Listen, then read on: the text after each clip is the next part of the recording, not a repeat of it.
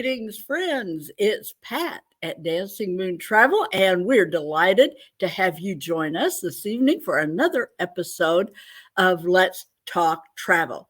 And for the month of January, I can't believe we're in January, but here we are.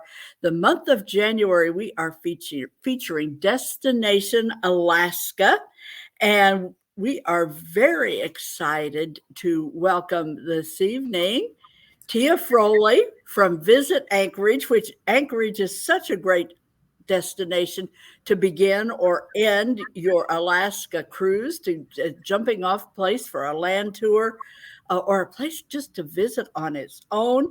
Tia, it was just great to see you again at Cruise World in person again. And could I start us off with just one of your quick short videos to get us started here? That would be great, Pat. Take it away.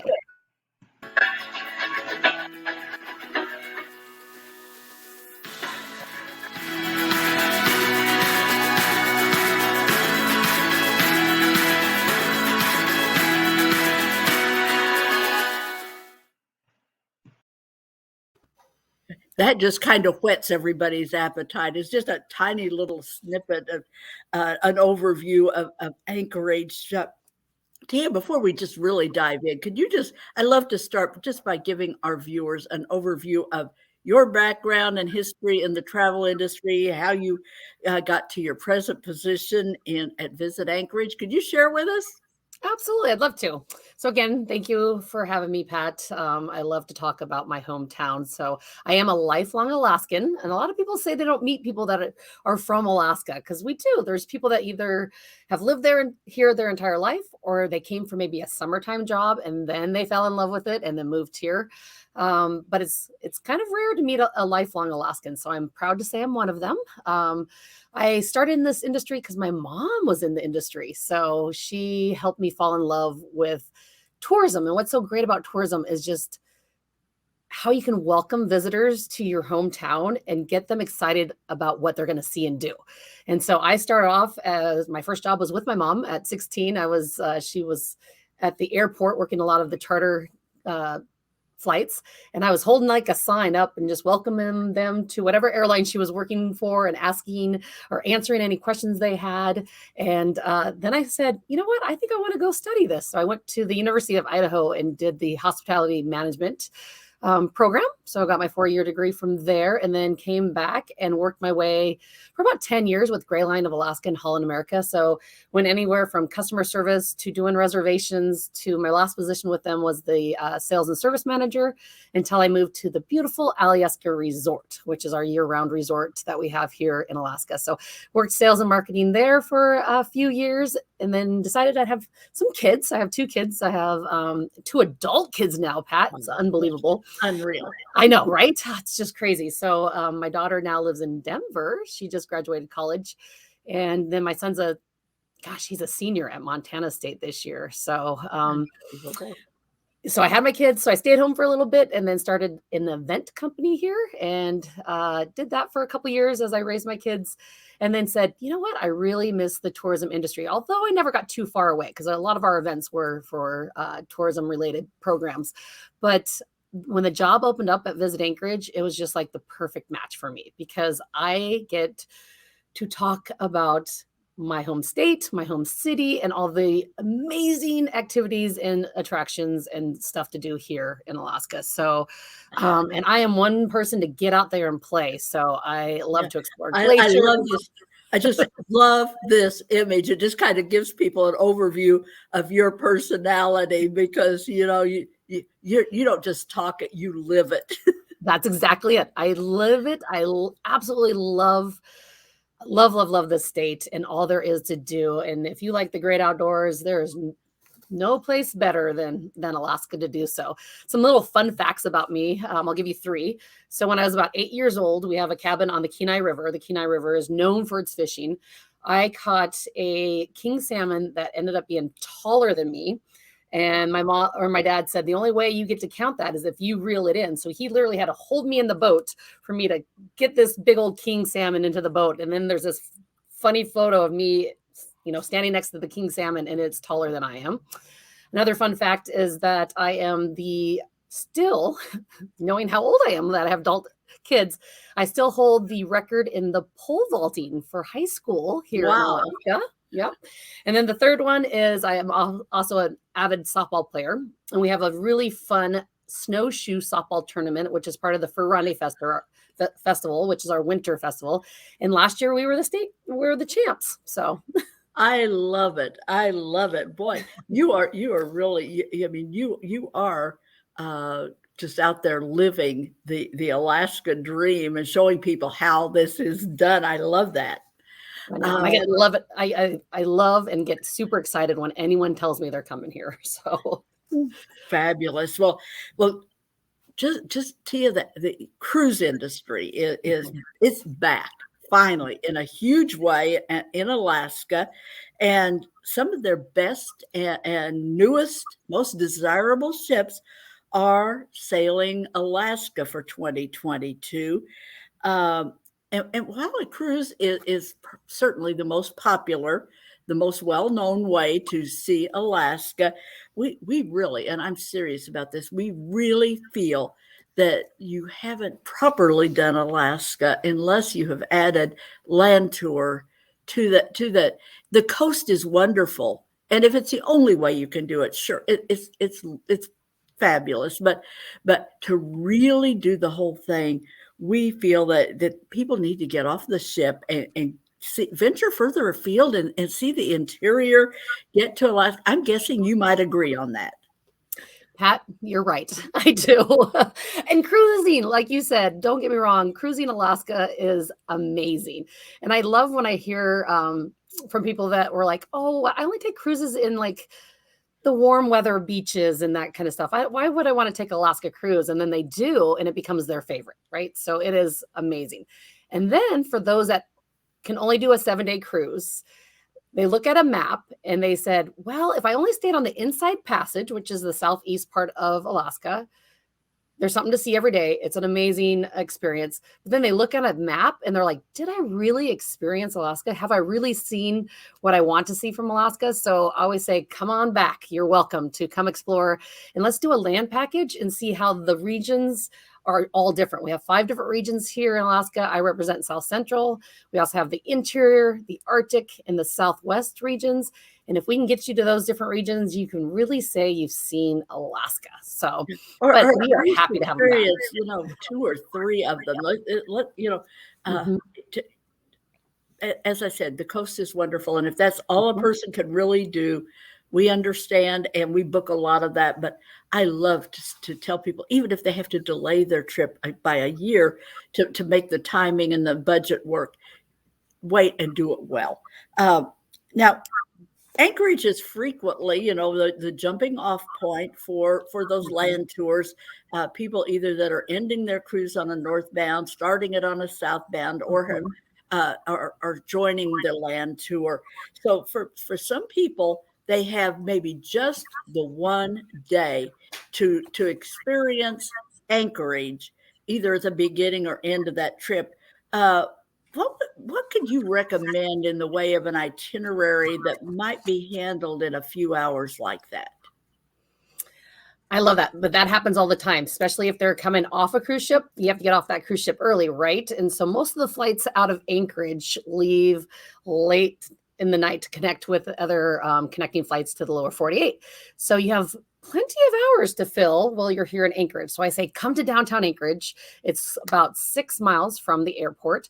And just, it's so walkable. I think people are so surprised at how easy it is to get around downtown Anchorage and just spend a few hours smelling the flowers like you see here at our visitor information log cabin, and stop at our log cabin. This is what Visit Anchorage is here to help with you, with the visitors, is to help you like fill out a couple hours of your time or get you on the right shuttle, because that's the hub of all the different shuttles to amazing attractions, including the Alaska Zoo, the Alaska Native Heritage Center, which is the largest cultural center that we have in Alaska, to go meet the first people of Alaska.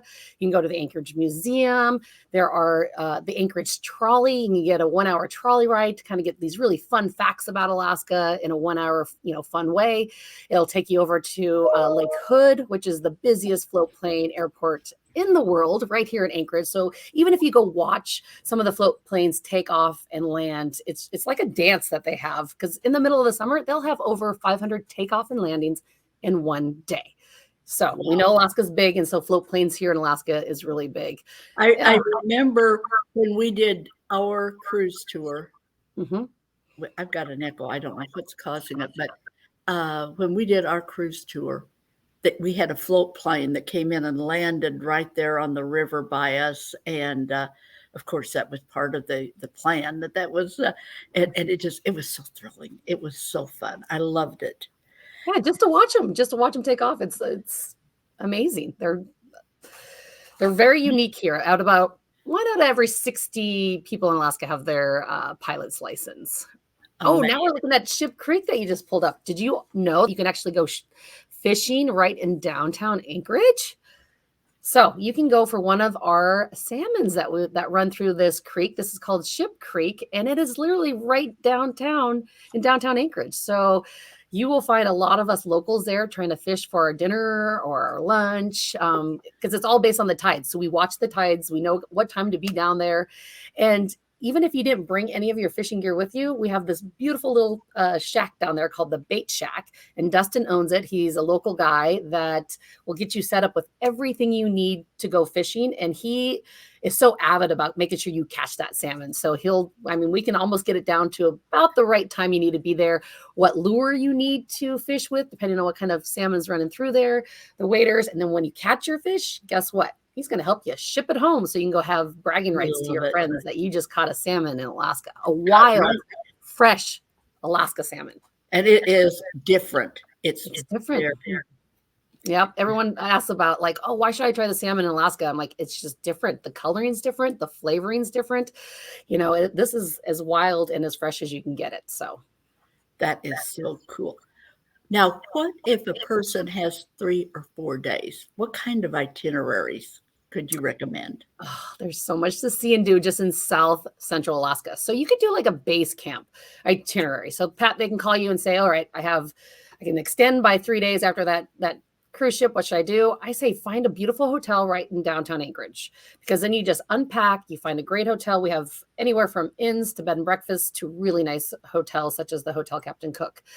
And then you just do these day trips. So maybe the first day is just exploring everything, all the trails we have here in Anchorage and the restaurants and the breweries. So you're out hiking or biking and, eating your way through or tasting these beautiful beers that we have, the craft beer scene that we have here. And then the next day, maybe we go south a little bit of Anchorage. You go down the Seward Highway, and we have beautiful communities of Girdwood and Whittier and Seward. So whether you stop in Girdwood, where Alyeska Resort is, and in the summertime, amazing trails. They have a tramway that takes you up to the top of the mountain. You get this beautiful scenic view. They have 2 restaurants up there. So if it's just the afternoon, you go and have a sandwich and a beer that overlooks all of Turnagain Arm. And then in the mountains, you're right in the Chugach Mountains range. So you're looking at the 7 hanging glaciers that are right from that restaurant. Or if it's a special occasion, you can actually go to the fine dining restaurant, which is called 7 Glaciers, which is at the top of Mount Alyeska, and have a beautiful special occasion dinner there. And again, you're looking at these 7 glaciers that are around you. And then you come back that night and, overnight in Anchorage. And then maybe the next day we head north. And when you go north, that's on the Glen Highway. And as you head that way, you're getting into more mountain ranges. You're getting into the Talkeetna ranges. You're going out and finding more glaciers. We have about 60 glaciers within a 2-hour radius of Anchorage. So then I always say you have to explore glaciers here in Alaska. And you can do it in so many different ways. Do you want to go and just touch a glacier? Maybe you want to put on those little crampons, the little spikes, and go walk on a glacier. You can actually go dog sledding on a glacier. You could take a kayak and kayak up to a glacier. Or the big wow is you can take a helicopter, you can land on a glacier, and then you can taste that glacier water. Or you know what else you could do? We have on Knik Glacier, one of the largest glaciers we have in South Central. You can actually do now stand-up paddleboarding on the glacier water, which is right? Like the pictures I've seen of this, I haven't done this, but wow. You can do ice climbing on it. They're just including these really cool activities. So I always say it's mild to wild, however your comfort level is, we can find that adventure for you, because that's what Anchorage in Alaska is about, is just getting out in the great outdoors and taking in the fresh air and the mountains that surround us.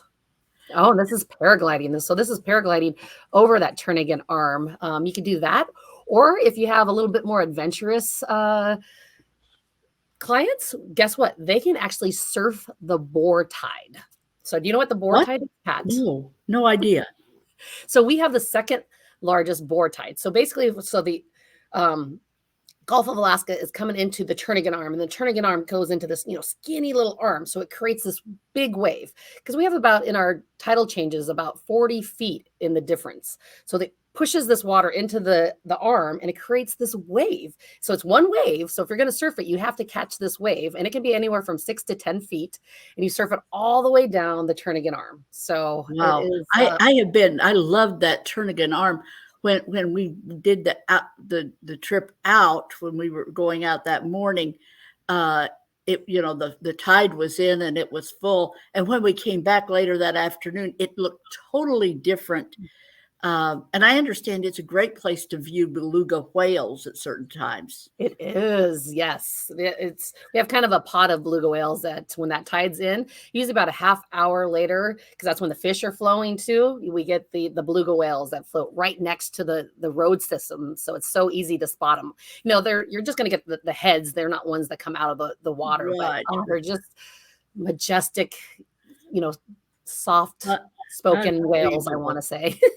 Yeah, they are. The Atlanta Aquarium actually had some when we were there, and they were just so incredible to watch. I can't even imagine.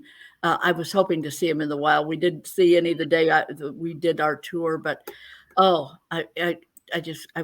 I don't know if I would survive. My heart would just practically stop. I think if I saw them in the wild, they're so just peaceful and beautiful, and there's always a pod of them. And then if you see a little baby, they're the ones with the gray heads, and it's just it's one of those things you just stop and you just take in, and your heart just gets so full.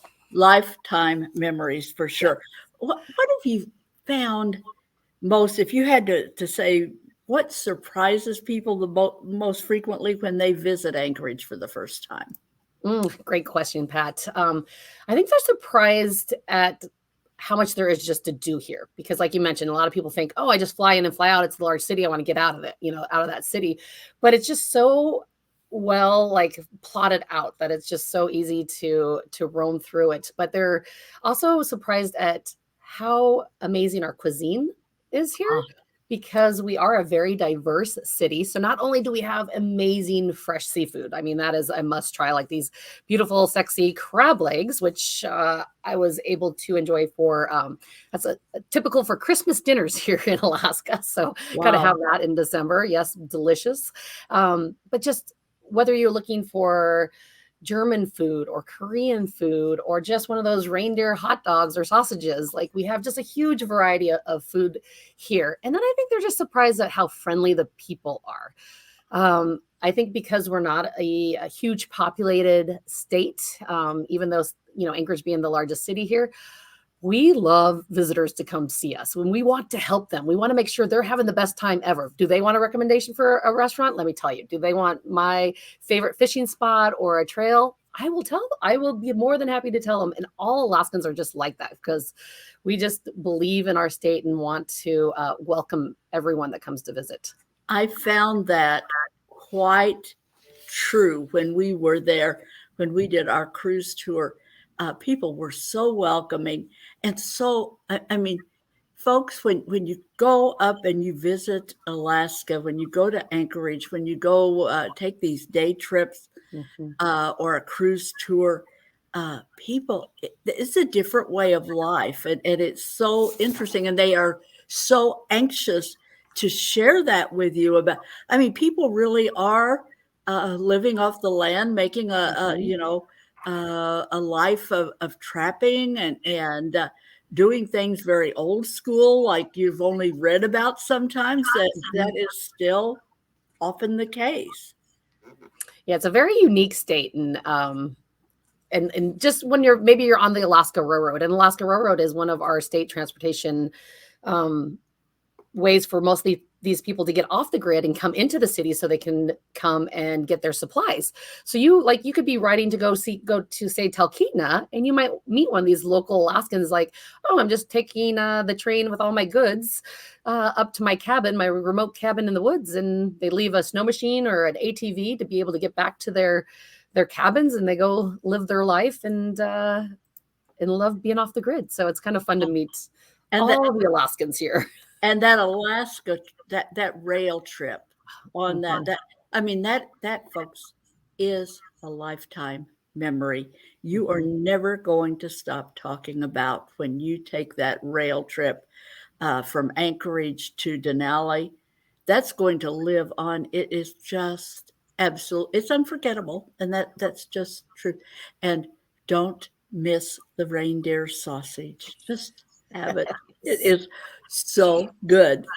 It is so good, Pat. We eat it for breakfast, lunch, and dinner here. It is that good. I love it.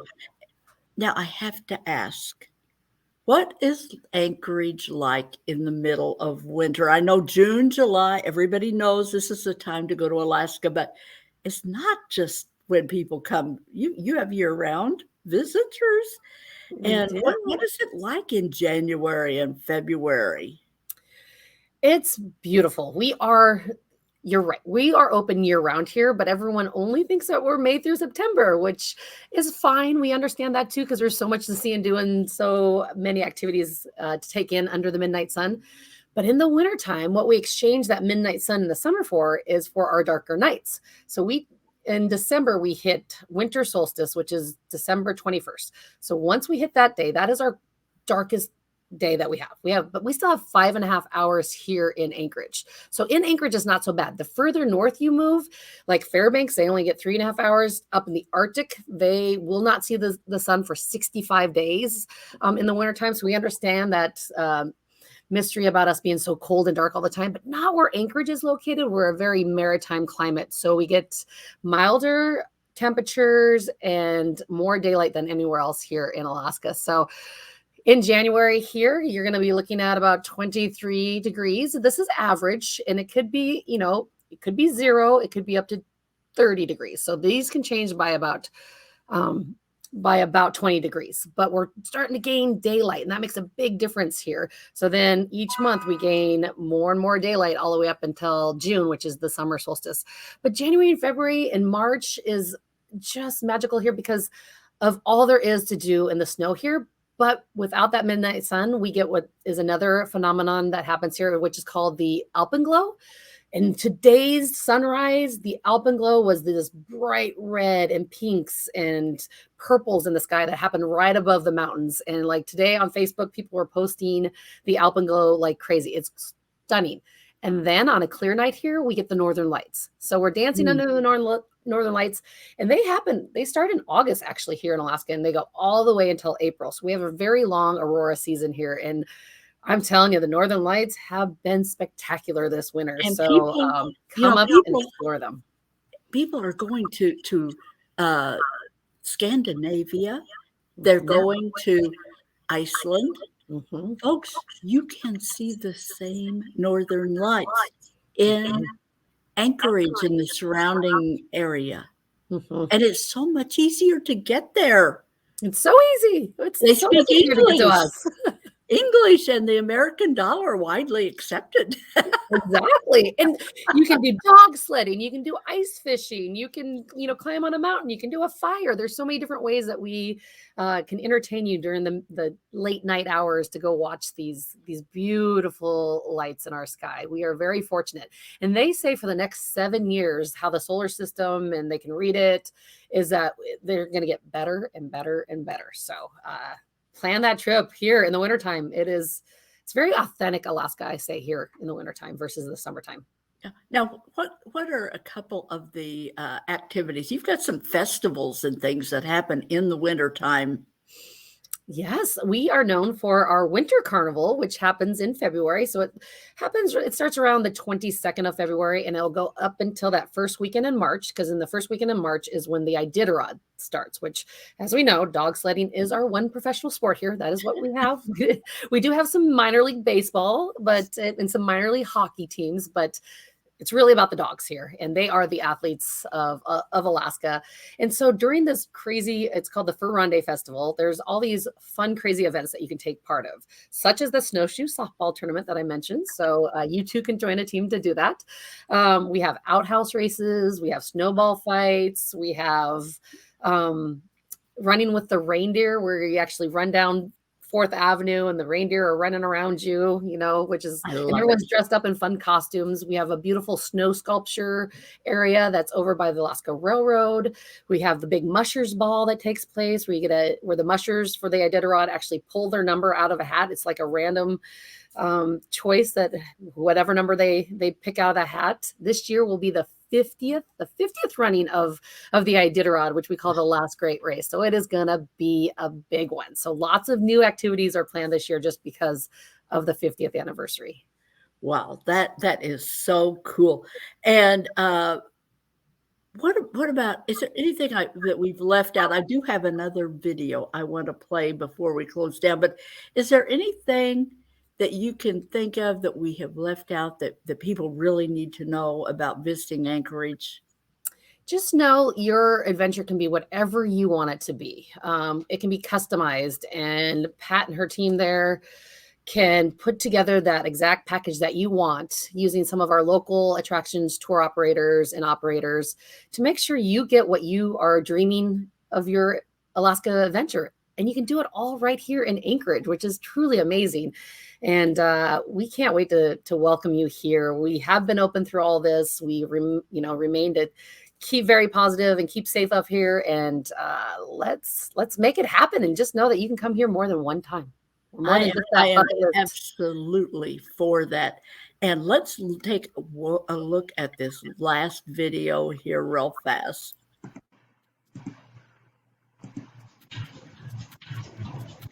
Anchorage, Alaska is where your epic adventure begins. Everywhere you look, it's simply breathtaking. From the mountains and forests of Chugach State Park to the east, the sparkling water of Cook Inlet and Mount McKinley looming large on the northern horizon, Anchorage is one vacation you won't soon forget. Don't worry about an early bedtime during your trip to Anchorage. In the summer, there's about 22 hours of daylight, which means more time for everything. Hiking, biking, kayaking, or even paragliding. Whatever gets your heart pumping. There's no need to go far to find amazing experiences. In this city, you can actually throw on a pair of hip waders and fish for salmon in the middle of downtown. Easy access to rivers, lakes, and parks, and of course, an abundance of wildlife. Alaska has the highest concentration of glaciers in the country, and 60 of them can be found within 50 miles of downtown Anchorage. Chugach State Park is your getaway to Alaska's wilderness. Nearly 500,000 acres of wide open space. There's room to do it all. The hub for road, air, and rail travel in Alaska, Anchorage is the perfect place to start a comprehensive tour of the last frontier. Take off for an aerial tour of amazing glaciers and stunning mountains in Denali National Park, or board the Alaska Railroad bound for Seward and the marine wildlife wonders of Kenai Fjords National Park. Something not to be missed in Anchorage, the freshest seafood in the world served by top chefs. From fresh-caught halibut and wild Alaska salmon, it's the food that will have you coming back. Anchorage is filled with natural wonders and a mix of modern luxuries. It's an unforgettable destination where your adventure begins.